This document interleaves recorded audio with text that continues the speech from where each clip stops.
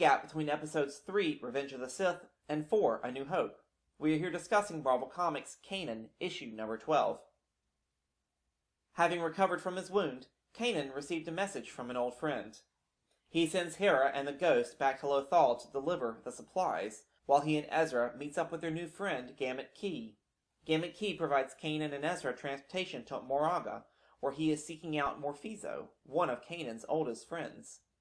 You will recall that Morphizo is the first person Kanan encountered after shedding the name Caleb. On Moraga, Kanan meets Morphizia, Morphizo's wife, and her children. Kanan discovered that Morphizo has joined a rebel cell and has been captured. Kanan tells her to go with Gamut Key to Collar, and that he would set them up with new identities. Before they head out, Kanan asks if his baby is doing alright, and we are brought to a starship hangar where Kanan's ship, the Escape, is waiting for them. Kanan and Ezra board the Escape and head for Lon. When they arrive on Lon, they head for the Imperial outpost there, where Kanan observes only a small number of troopers guarding Morphizo. Ezra distracts the guards outside of the holding area, while Kanan goes in through the roof and handles the few guards inside.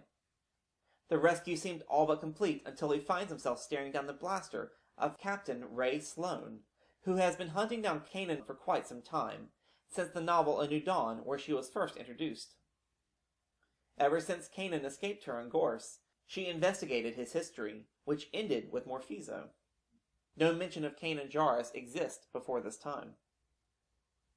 While the sole intention of this arrest was not to capture Kanan, she had hoped that he would arrive to rescue Morphizo. Kanan pulled out his lightsaber and, with a gentle force push, was able to get Captain Sloan out of the way in order to save his friend. They rendezvous with Ezra back at the ship and head off of Lon and back to Collar, where Gamut Key has already set up Morphizo's family with new identities and arranged transport for Kanan and Ezra back to Lothal. Kanan asked Ezra what took him so long back on Lon to meet up with them.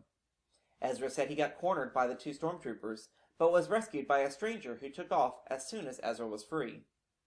We later find out that this someone was Janice Casimir, who is still traveling with the former General Cleve after all these years. Apparently, he felt compelled to help Ezra as he reminded him of a young Caleb Doom. This concludes the 12-issue series of Kanan Jarrus. While told a bit out of order, we're able to get a complete look at Kanan's life as a Jedi Padawan, how he survived Order 66, and how he turned from Caleb Doom into Kanan Jarrus. There are great references back to the Clone Wars and, with this last issue, a strong connection to the novel A New Dawn. Thank you for watching. Please subscribe to keep up with all the insight and analysis found here at Star Wars: The Canon Explained. You can also follow us on Twitter or visit us on Facebook. Till next time, may the Force be with you.